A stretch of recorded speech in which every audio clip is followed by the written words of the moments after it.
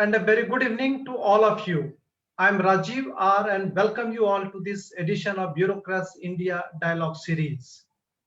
BureaucratsIndia.in is an online news portal.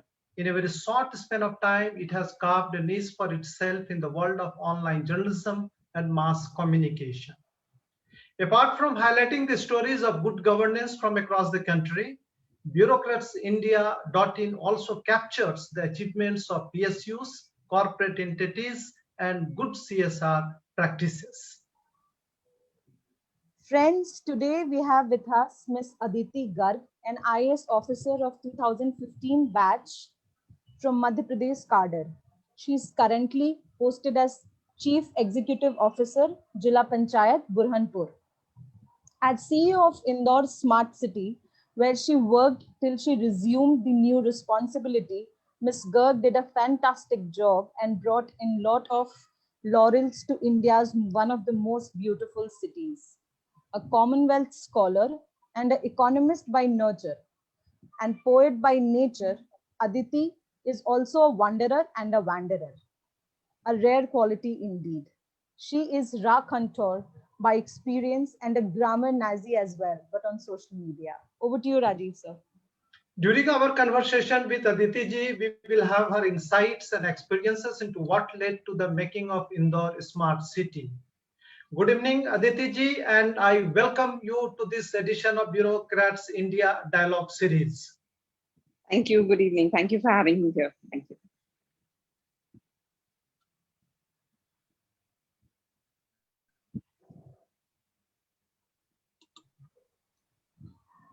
Aditi ji, it is said that you did not leave anything unturned to make Indore as India's smartest city.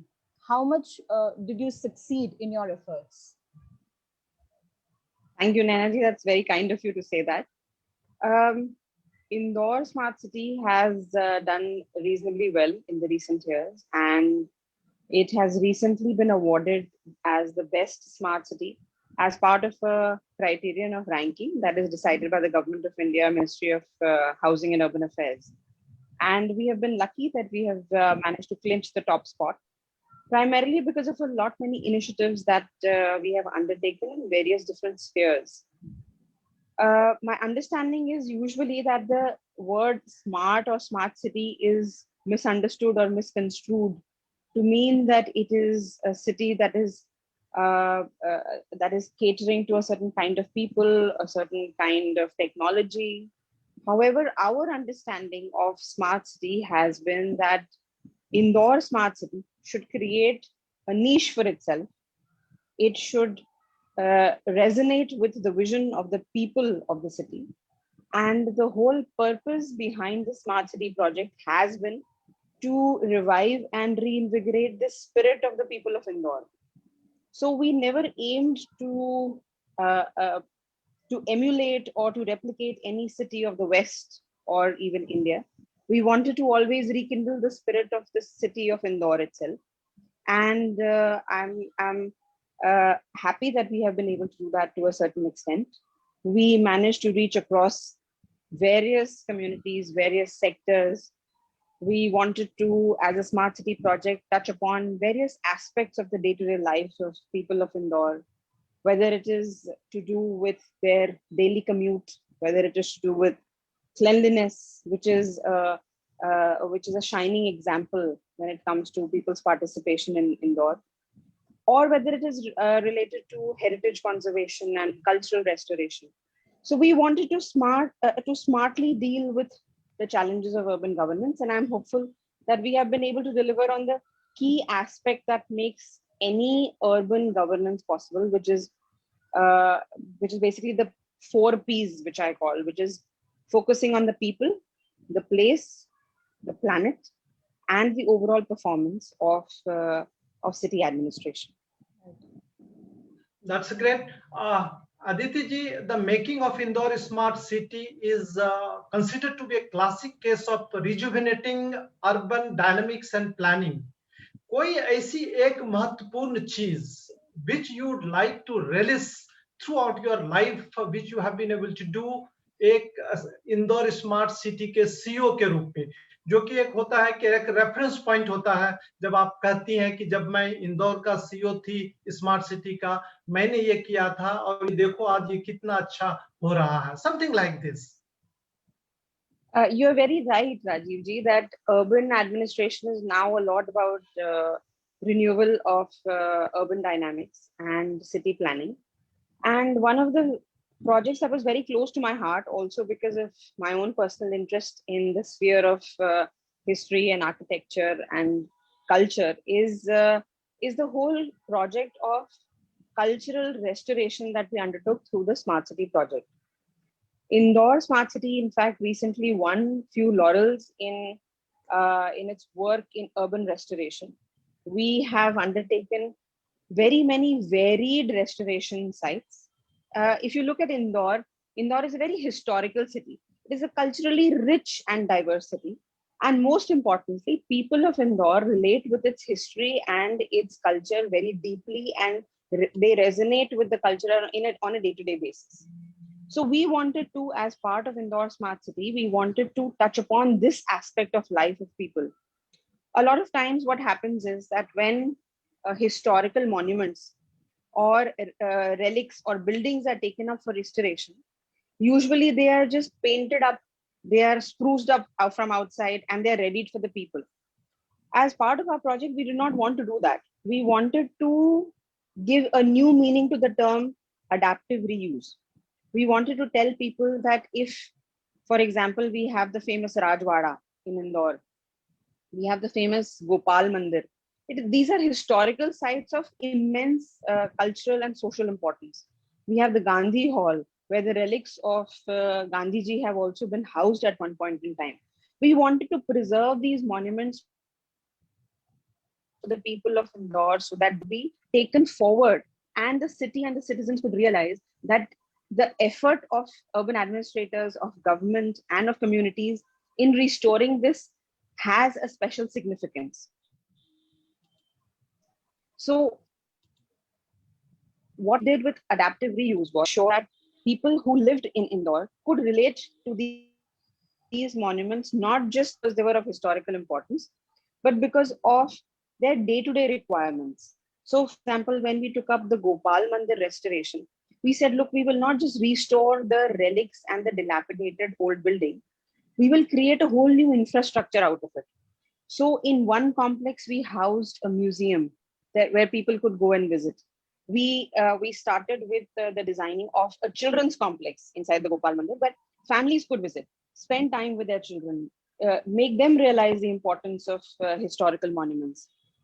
Besides that, we also had parking facility. We ensured that there was a mall that people could visit, at the same being in the historical site itself. What we did with the restoration of Gandhi Hall, which is a famous monument in Indore, we decided that we will give back the Gandhi Hall back to the city in a shape that people could relate to, that they could connect with their daily lives with.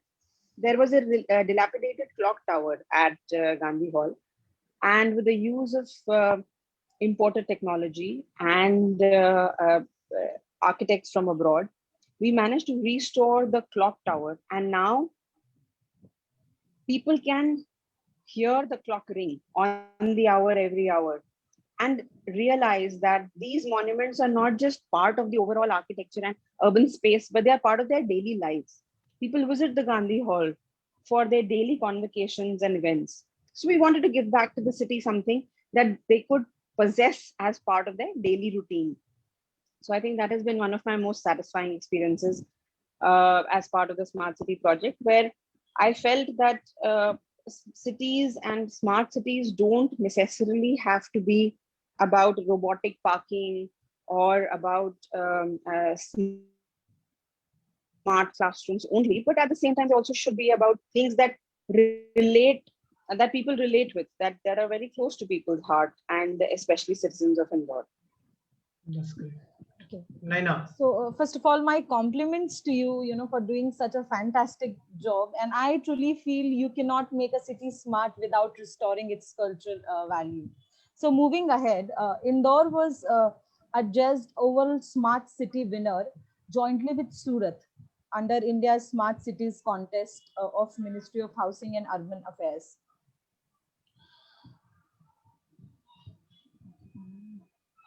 Yeah. So,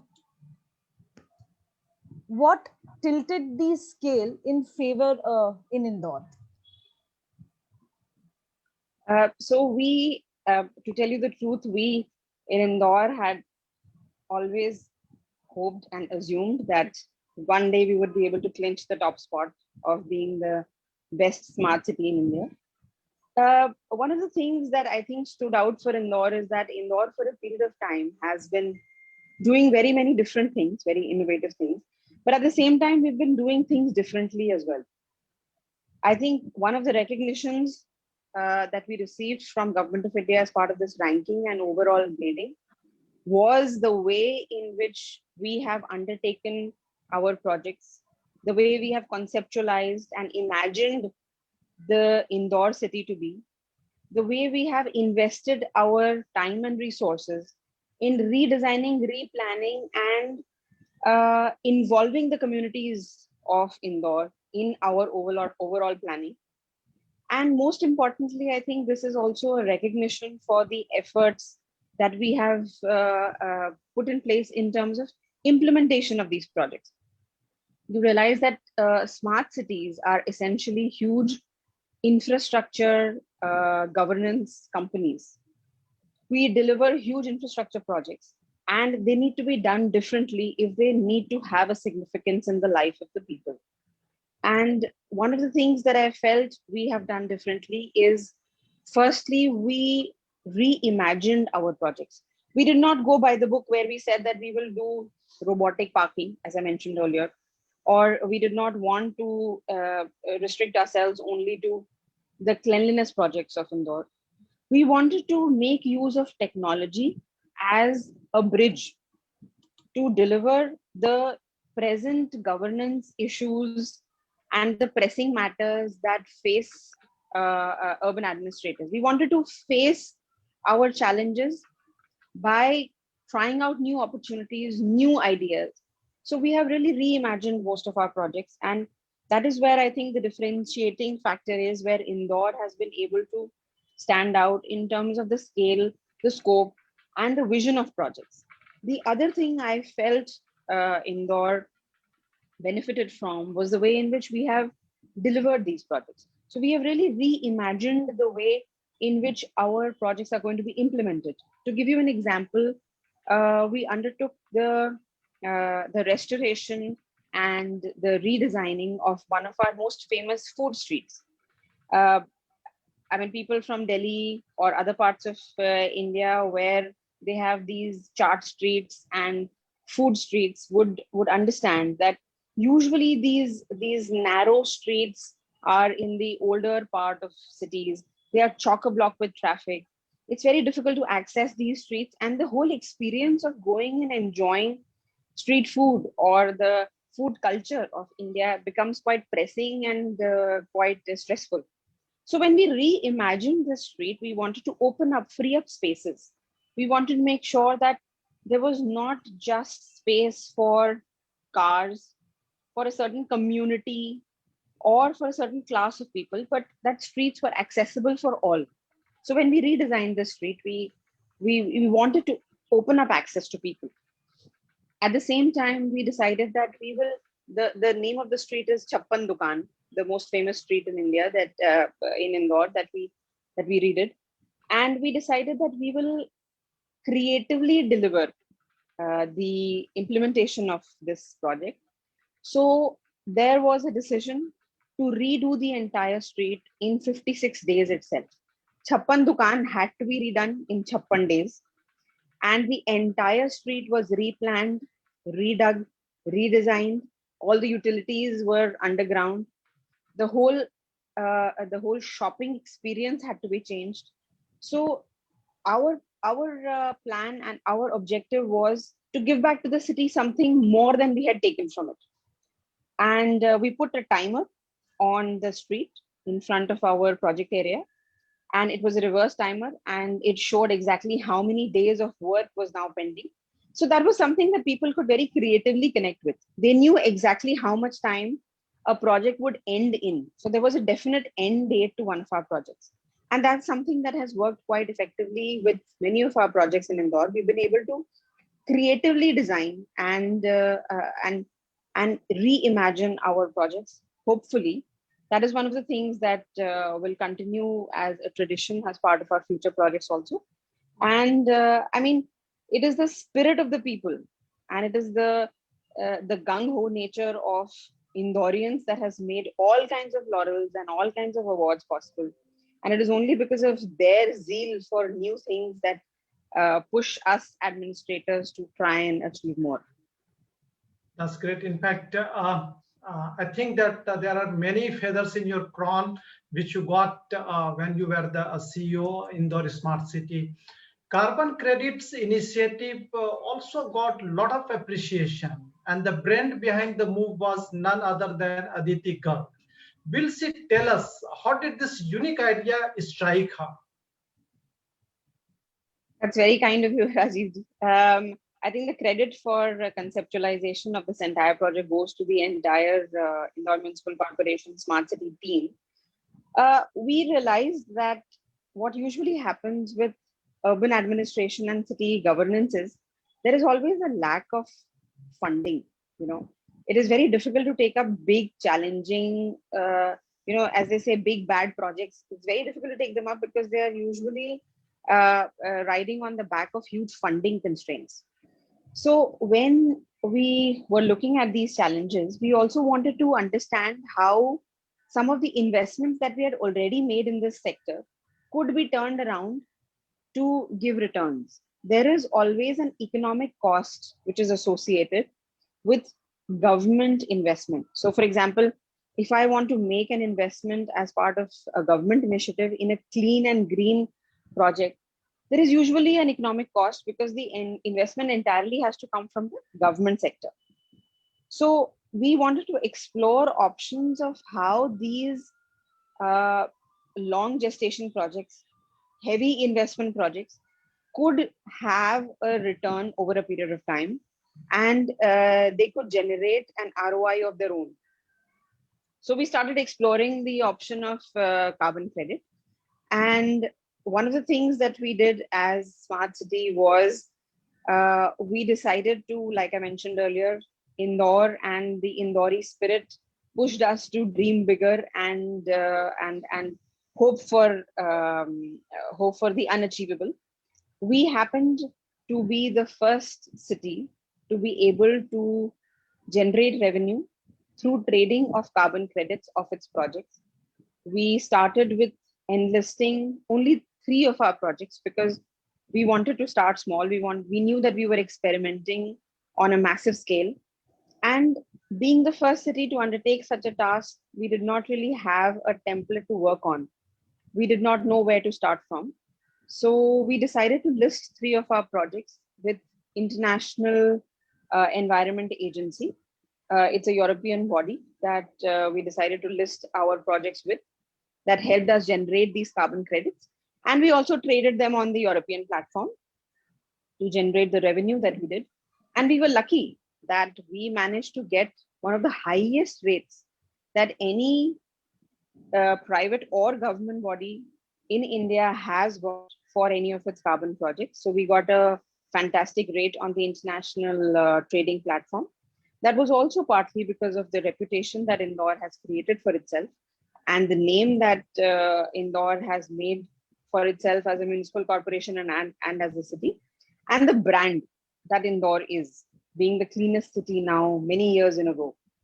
So we wanted to capitalize on this, and the whole experience of undertaking this activity, being a government body and a part of the local administration, was an eye opener, because we realized that although nobody had gone down this path before, this was a treasure trove of of possibilities, because we now are moving to the next stage of undertaking carbon credit trading, where we are now listing more and more new projects. In fact, Indore is also trying to now become the first city to list plastic credit as part of the carbon credit mechanism, whereby our efforts at reduction of plastic waste will be recognized at an international scale. The whole experience, the whole idea, and the whole effort has been to give Indore its duly deserved recognition, not just nationally, but also at an international platform as a city that is not just the cleanest city of India, but a truly world-class city. Okay. So while you're doing an amazing job, COVID-19 happened, and the whole world was shaken. So how smartly Indore as a city dealt with the first wave of COVID-19, and given your exposure, what are major takeaways from your Corona experience as far as urban planning is concerned? So that's an interesting question, because a lot of times what happens is that urban governance is very different from the kind of emergency response systems that we had to put in place during COVID. COVID management really pushed the limits on the resources and the expertise of urban administrators. And it has really challenged the way in which we address urban governance issues. I think one of the things that Indore did well and learned over a period of time was basically that this kind of COVID management is not our regular one-off delivery of a government service. The COVID response is a continuous crisis management. Governments and local bodies are not used to dealing with continuous crisis management over a period of time. We deliver services, we deliver day-to-day activities, and we perhaps do them well, but they are not delivered in a crisis situation. So one of the things that I think Indore did was to reinvigorate its existing skill force. Most important was that the people, the staff, the manpower would be the same, except that the expectations of governance and delivery of governance would change. So staff had to be reskilled, retrained to do and to behave in a different way and to understand the situation. So that is one of the challenges that really stood out. Our emergency response systems were also reused. For example, the Smart City has set up an integrated control and command center, which was very effectively reused for meeting the technology gaps in trying to understand how to deal with COVID.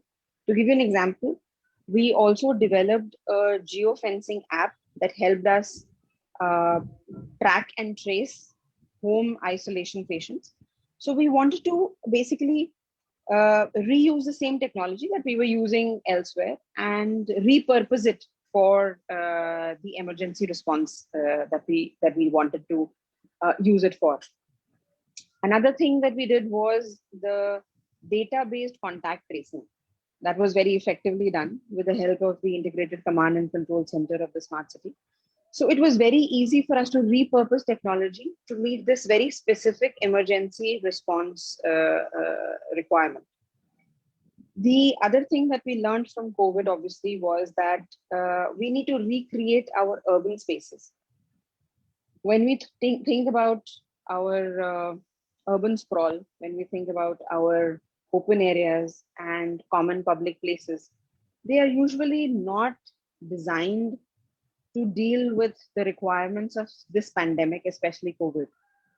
So we wanted to also rethink our understanding of open spaces. And as I mentioned before, when we started experimenting with creating new urban spaces, we wanted to give that space to people, whereby these considerations were incorporated as part of the project plan. So that was one of the things that we learned as part of COVID. And of course, a lot of existing infrastructure was reused and redesigned. For example, the very famous Kachre ki gadiyan, which go out in a network across the city every morning and evening. They were reused to deliver public goods to people. So there was a very effective way in which our existing infrastructure and uh, mm, uh, IT infrastructure was reused for delivery of this very novel kind of a requirement which the pandemic threw at us. While we are having a conversation with Aditi ji, I'll request the audience to keep sharing your questions, which we shall put to Aditi ji for her comments during the question and answer session. Thank you. Over to you, Rajiv sir. Aditi ji, urban planning has become a buzzword with the advent of the concept of smart cities, because something which was not so loudly heard among us earlier. However, many experts are of the view that an ideally smart city should take care of urban needs of all, rich and poor alike. What's your take? Do you think that when it comes to urban planning, the interests and the concerns of the poor people, the people who belong to low and middle income group, are also taken into consideration? Yes, Rajivji, I think there is no doubting the fact that when we talk about urban planning, it has to be an all-inclusive planning for every community, every strata, and every section of society. Smart cities that way, I think, are very inclusive for that matter, because there is, as I mentioned before, there is a misunderstanding or a misconception that smart cities are rather restrictive and they depend on technology and data and things like that. But I think, in fact, smart cities are hugely inclusive, and they are builders of paths towards endless possibilities. So smart cities are basically the harbingers of all kinds of experiments, innovations, and a genuine outreach that is required towards all sections of our society. I think there there is no doubt in anybody's mind that not a single section of society can be ignored when it comes to urban planning, and especially in the planning of 21st century cities. Most importantly, I think we need to build bridges to communities that have long been ignored. Just to give you an example, as part of our experiment with creating open spaces and open access to women in the city, we came up with a concept of She Kunj, which is a kind of a pink toilet, which is now seen in many places. We decided that women needed to find a space. They needed to regain the lost public arenas in our communities, and their presence in cities and in urban open areas, public spaces, had to be welcomed. So we created a concept of She Kunj, which is a public facility for women where there is availability of a public toilet as well as feeding area for women. So we wanted lactating mothers, pregnant mothers, and women of all ages and strata to come out and regain that space in the public arena. We wanted them to not just be restricted to their homes just because they were raising children. We wanted them to come out and explore their city to regain that urban space which had been lost in the past few years. And hence the concept of She Kunj was designed, whereby these public facilities have been constructed at many public areas and at prime locations, for example, busy streets, at bus crossings, at railway junctions. So we have created these locations, these facilities for people to so that they can access them for their convenience. I think the whole point of urban planning is this, that we think and plan for the requirements of every section of the society for their future needs rather than just their needs of present. And one of our experiments, which is the She Kunj, became quite popular because we wanted that there should be a safe feeding space for women, for lactating mothers, and for their young ones. Similarly, we took up some of the other initiatives, which was there is a very famous shopping area here, which used to be a vegetable heart called the Nandlalpura area. It is an agglomeration of different kinds of open area shopping. So there is the vegetable heart, there is the cloth market, and it is a very busy street in the old part of Indore. We decided that we wanted to redesign this entire area, make access our key, ensure that whoever was going out to shop for basic needs was able to do that with the convenience and the safety that that these areas deserve. And we have now redesigned their entire heart open area into something which is more open, accessible for all kinds of people, and more importantly, which has given a redefined meaning and a vision to the whole area. And now we see footfall has increased massively. So I think urban planning and urban renewal needs to reach out to communities instead of waiting for communities to come out with suggestions or ideas or requirements. It is we as administrators who need to think, foresee, and plan the requirements of our each and every section so that their requirements and needs can be incorporated as part of the planning and revisioning of the city. As a mother, I must tell you, it's very important to have feeding rooms because it gets very difficult when you travel with your children. So moving ahead, what are the most of important things we keen to bear in mind while going for urban planning? What is your suggestion, to people who are keen on taking this challenge of or task of urban planning? I think there are very many models that have worked for very many different cities. So first and foremost, I think it is very important to understand what the local flavor of the place that you're doing urban planning for is. It's very important to not copy and paste ideas, especially if they are from the West or elsewhere. But it is very important to come up with ideas that germinate from the ground, that reflect the requirements of the local populace, that translate the dreams, aspirations of the local people into a concrete vision. So my suggestion or my advice to anybody undertaking urban planning is that look at the local conditions first and then pick up ideas from there, because there is no dearth of ideas at the local level. The second thing that I would recommend is that there needs to be access driven infrastructure.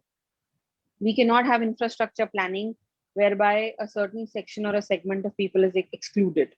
When in Indore, we were planning for open spaces, we decided that we would have access for all kinds of and all age groups of people, whether it is children, whether it is women, whether it is the specially abled people. We wanted to ensure that access to urban infrastructure is ensured for all, and it is this access driven requirement which drives the kind of infrastructure that is made. So that is one of our priorities in Indore, and I think that is something that I would hugely recommend to other cities. The third thing that I think is now important and very relevant is the access to information. You know, people, you and I, and the new generation, which is hugely educated and tech savvy, does not require to be told that they need to make certain decision in a certain way. Right. They just need to be given information. They need to be shared data with, and they can make their own decisions like for their requirements. Just to give you an example, we in Indore were planning to come up with a data and technology based traffic management system, whereby we decided that look, we will release all data to the citizens and let them plan their traffic and travel routes. So if I give out more information is shared, better decisions are made, and most importantly, the burden of decision making and policy making entirely based on government hands is then shifted to the community and the society at large. So a more open, a more convenient, and a more transitory environment is created whereby decisions are made based on evidence and data. So when we started sharing information, and it could be information about anything, it could be information about traffic routes, it could be information about, we also have these huge monitors at different junctions in Indore, whereby we give out information on the specific climate and weather data. And we started giving out this information so that people could understand the kind of city that they were living in, that they could relate to it. So at junctions and crossings in Indore, people know what is the air pollution level, what is the noise pollution level. Let us educate our people so that they can be participative of this whole urban planning, and let us not plan our cities in the remote confines of some boardrooms or some government offices, but let us involve people, because the more inclusive, the more open, and the more accessible data and information sharing is, the better I think the decisions are for the future of the city. That's great. Aditi ji, now you are the CEO of Jila Panchayat Burhanpur. Won't you like to make your panchayats equally smart? If so, what is your planning and what are the efforts you have already started towards that goal? That's an interesting question, Radhiji. Sometimes one is tempted to replicate the learnings and the experiences of one sector into another, but I do have to confess that the urban and the rural sector are rather different. The challenges are somewhat varied, Correct. and the approach and implementation needs to be different as well. However, at Absolutely the correct. same time, yes, we do need to make our villages smart. We need to make our rural communities also involved and included as part of the planning process. However, I think the kind of approach for rural areas is slightly different. I have always believed firmly that access to information and inclusion in decision making is one of the key tools to empowering any community, and we have continued to do that. We have continued to strive for that even in my new role. I as part of CEO Zilla Panchayat Burhanpur, in Burhanpur we were taking up an effort to ensure that once the second wave of COVID was dealt with, we would enable communities to take decisions and plan for their COVID response in the future based on their own understanding of COVID. So we decided to come up with an experiment whereby the district administration said, look, let us give out data about villages to villages itself so that they can plan their own lock unlock strategy. They can plan their own COVID management protocols and plan for the third wave if required. So we started sharing a lot of data with communities, with villages, with gram panchayats. And we have realized that once we started giving out data based on how many people were affected with COVID in a certain gram panchayat, how many were the number of active cases, what was the type of involvement of the local communities, we saw people rise up and participate in decision making. So I think that is one of the most important learnings that I have had over the past couple of years, that the more information sharing, the more trust we establish with our communities, with our society, the more responsive, the more responsible, and the more reactive they become. So it's very important to educate, empower, and involve these communities. Over to Naina.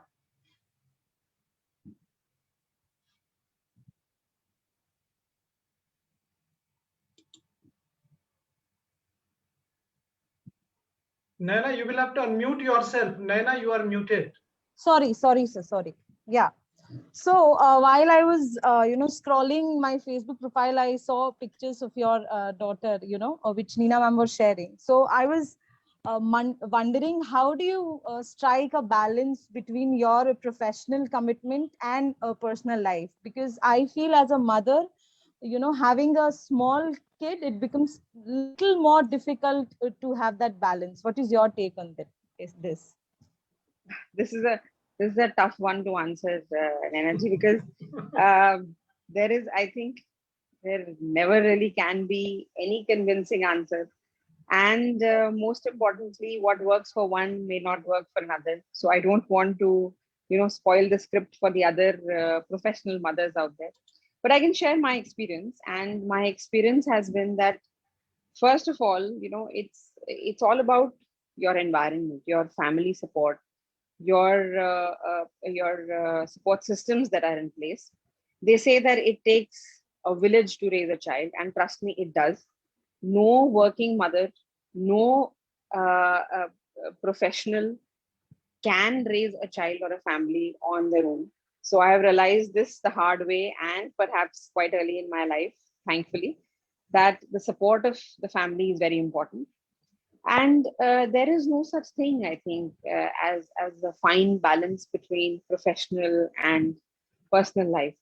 One has to prioritize.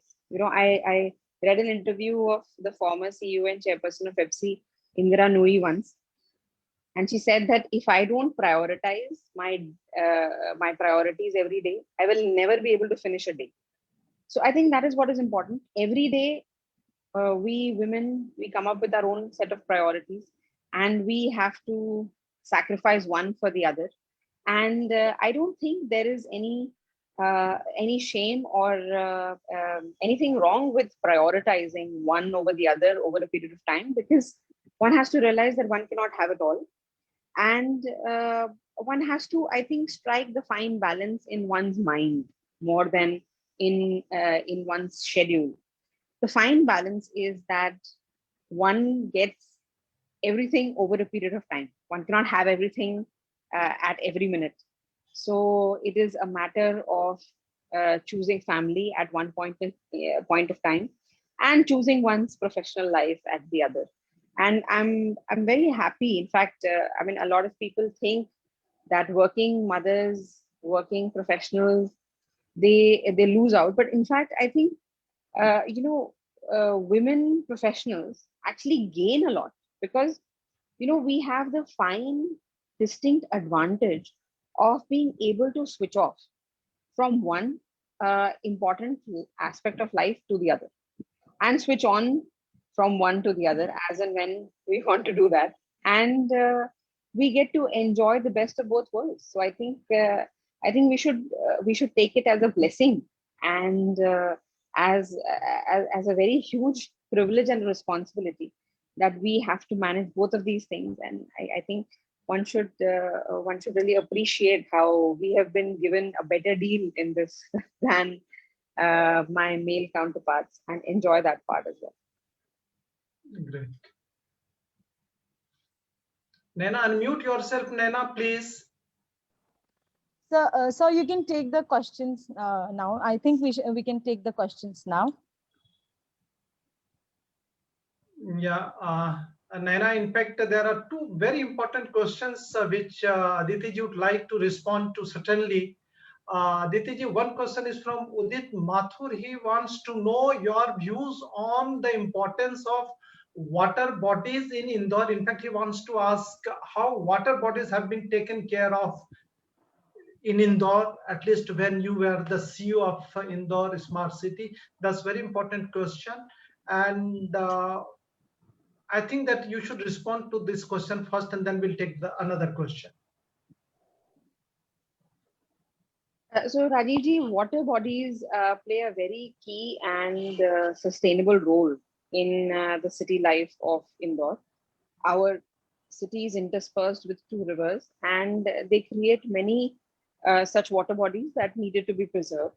As part of our many initiatives from the Smart City and from the Municipal Corporation, we have undertaken the cleaning of our rivers, our nalas, in the last couple of years. This has been a massive exercise, because it is not just about riverfront development, it is actually about preserving the water body itself. And that requires an understanding of the natural and the biodiverse aspects of these water bodies. What we have done is undertake this under many stages. So, for example, we began with the cleaning up of the intersection of the two rivers, the River Khan and Saraswati. And we decided that we will create these safe stretches for these rivers and clean up the rivers entirely that they flow through the city. And it has been a hugely learning experience, because preserving water bodies is not just about the climate aspect of it or the natural biodiversity aspect of it, but it is also about economic livelihoods of the people who depend on these water bodies as their livelihood source. We undertook the riverfront restoration work at one of the junctions of these rivers, whereby we shifted around 1,500 families who were staying in slums and settlements across the banks of the river, and we relocated them to affordable housing units elsewhere. We dredged up the river, and the entire river was then cleaned up, and it was restored to its original value. At the same time, we also had biomarkers and use of effective technology for understanding that the biodiversity was well preserved. And now the whole area has developed into a very fine and very beautiful park, which is accessible for all people. And at the same time, the river is now free. So we wanted to have a very localized approach to our riverfront and water body cleaning. And the work, I have to say, is still on, but the results are there for everyone to see. We have given a new life to the rivers of Indore and to the ghats that were once abandoned. And they have been reconnected with the daily life of the people of Indore. That's great. Aditi ji, one more question from the audience, which is quite interesting. He wants to know about some of your decisions, some of your projects as Indore Smart City CEO, जो कि आपको शुरू में लगता होगा कि ये बहुत डिफिकल्ट है, इसको कैसे किया जाएगा, पता नहीं इसमें क्या क्या अड़चने आएंगी, etc., etc. But when you took up those assignments, those tasks, then you found that नहीं, ये तो बड़ा आसान था और बहुत ही आसानी से वो काम आपने कर दिया. I think I would go back to my cultural heritage restoration work at this point. Most of the projects that we undertook as part of our cultural restoration were very difficult projects. I mean, they were projects of mammoth architectural and technological challenges. And when we took them up, we did not imagine what layers would come up from underneath. To give you an example, we took up the restoration of Rajwada. And the Rajwada has a northern facade, which is a 7-story building. And it has the surrounding 3 sides, which is of a couple of stories only. So when we started with the restoration of the Rajwada complex, we thought that we will start with the easier part and do the restoration of the buildings at the back and cleaning up. But when we moved to the front, we realized that the challenge was manifold, actually, because the northern side facade was of a very different kind of an architectural milieu. It was a combination of the Mughal, the Maratha, and the European style of architecture.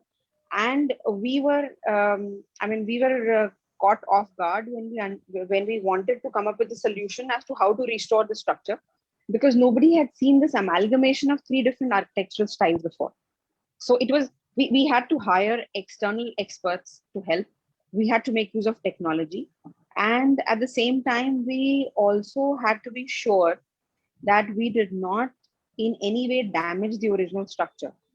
So we did a very interesting restoration mechanism, which is internationally done at many of the sites, which is almost like stitching. So if you imagine a 4-walled room where there is only one wall standing and the other 3 have either they are in a dilapidated stage or they have completely shriveled off, we use the technology that is called stitching. So we basically stitched the walls together through the use of technology, which was basically we used iron girders and stitched them together, just like we stitch cloths together.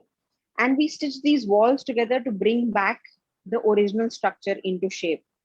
These were huge challenges. When we took them up, we never imagined that we would be able to pull this off. But the saving grace and I think the helping hand came from the local community. We wanted to give them a local flavor, and one of the complexes that we were redoing was a museum. So one of the days when I was out in the bazaars of Indore, somebody mentioned to me that a lot of historical relics had moved from government to private hands. For example, coins of the Holkar dynasty or relics of the Rajwada, they had moved from government to private space. So we decided to launch a outreach program whereby we said that anybody who has these relics of the past, these it could be anything. It could be coins, stamps, small things that anybody wanted to contribute. They could come forward, and we will house them in the museum. You will not believe, Rajiv, we had a tremendous response from the local community where people willingly came forward and for no cost they wanted to contribute these treasures that they had in their hands and they had held for centuries and perhaps preserved for generations of the future, and they wanted the future generations to come and see them and appreciate the kind of culture we have. So although we began with a very difficult task, I think it became easier with effective use of technology and with people's participation from community. And we are, Indore Smart City today is at a point where we can collect these private treasures and house them in a facility which is open to the public, and it will be open for access for all. That's great. एक अदिति जी, last question इस बातचीत का, और मैं आपसे personally request करूंगा कि इस सवाल का जवाब अगर आप हिंदी में दें तो हमारे जो ऑडियंस हैं, चूंकि ये काफी लोग सुनते हैं हमारे ब्यूरोक्रेट्स के इंटरव्यूज को, हमारे जो यंगस्टर्स हैं जो सिविल सर्विसेज के लिए तैयारी करते हैं, क्योंकि सिविल सर्विसेज के एग्जामिनेशन के बारे में एक बड़ा ही एक ऐसी धारणा बनी रहती है कि anything under the sun can be asked in the exam और इन द इंटरव्यू। तो बच्चों को लगता है, स्टूडेंट्स को लगता है को हमने क्या पढ़ा, क्या छूटा। आपका क्या सजेशन है, क्या सलाह है जो बच्चे उसकी तैयारी कर रहे हैं, कुछ जो ऐसी इंपॉर्टेंट पॉइंट्स हैं उनको दिमाग में रखने की जरूरत है और फोकस के साथ तैयारी करनी चाहिए? मेरा एक बहुत ही सिंपल सा सुझाव है राजीव जी। जो बच्चे आज तैयारी कर रहे हैं सिविल सर्विसेज एग्जाम के लिए, उन्हें सबसे जरूरी है एक ओपन माइंडसेट रखना, एक पॉजिटिव एटीट्यूड रखना, एक सकारात्मक सोच रखना, जिसके कारण हर चीज हमारे जीवन में होती है।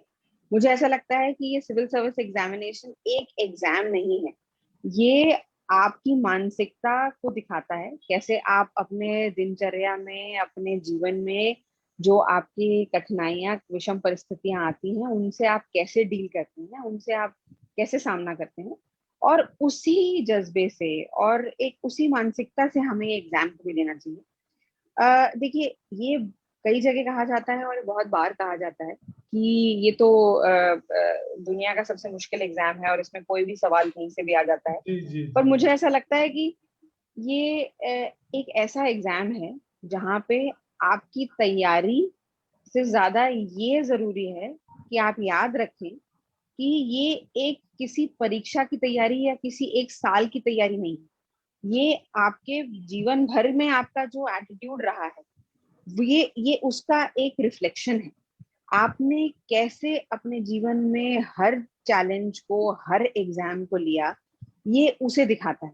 तो मेरा ये एक छोटा सा सुझाव है कि एग्जाम में जो भी आए आप उसे पॉजिटिवली लें, उससे कभी हताश ना हो। ये एग्जाम एक बहुत बड़ा टेस्ट है जिसमें अलग अलग चीजें देखी जाती हैं। आपके नॉलेज सेट देखा जाता है, आपका एटीट्यूड देखा जाता है, आपका हुनर देखा जाता है। तो कभी हताश ना हो और अपनी बेस्ट तैयारी है उसे सामने प्रेजेंट करने की कोशिश करें। कोई आपसे ये नहीं कहता है कि आप की तैयारी बेस्ट हुई है या नहीं और तभी आप एग्जाम में बैठ सकते हैं। आप ये मान के चलें कि आपकी जैसी तैयारी है, आपकी जो मानसिकता है, आपको उसके हिसाब से बेस्ट करना है। और यही मुझे लगता है जीवन का भी सत्य है कि आज की लाइफ में, आज की परिस्थिति में आप जो बेस्ट कर सकते हैं आप वो करिए, और बाकी चीजें आप छोड़ दीजिए। मेरे फादर हमेशा एक चीज कहते हैं, do your best and forget the rest. तो आप अपना बेस्ट फुट फॉरवर्ड रखें। और एक वैसे मुझे आपने हिंदी में बताने के लिए कहा है, पर मुझे एक इंग्लिश की एक दो लाइनें याद आ रही हैं, जी जी जो है प्लीज। कि life's battles do not always go to the strongest and fastest man, but sooner or later the man who wins is the man who thinks he can. तो बस आपको ये सोच रखनी है कि आप ये कर सकते हैं, आप जुटे रहिए, एंड होपफुली ये रिजल्ट आपके ही फेवर में आएगा। एंड मेरी तरफ से जितने भी लोग यहाँ पे देख रहे हैं, मुझे आज सुन रहे हैं, और अगर वो यूपीएससी एग्जाम की तैयारी कर रहे हैं, तो उन्हें मेरी तरफ से बहुत बहुत शुभकामनाएं। All the very best. Thank you so much, Aditi ji, for being with us today and sharing your insights and experiences on how Indore has become a smart city. I would also like to thank the audience for their continued support and affection, which gives us reasons and strength to maintain the professional tempo against all odds. You can follow us on Twitter, Facebook, and Instagram. Do visit our website, bureaucratsindia.in, for great interviews and stories about good governance. Bureaucrats India requests you all to wear your masks, maintain social distancing as COVID is not over yet, and please get yourselves vaccinated as early as possible. We'll meet soon with a new topic and a new guest. Namaskar. Thank you. Thank you, Aditi Rajit ji. ji. Thank you, Thank you Nanan. so much, Aditi ji. Thank you for having me. Thank you. Very kind of you. Thank you.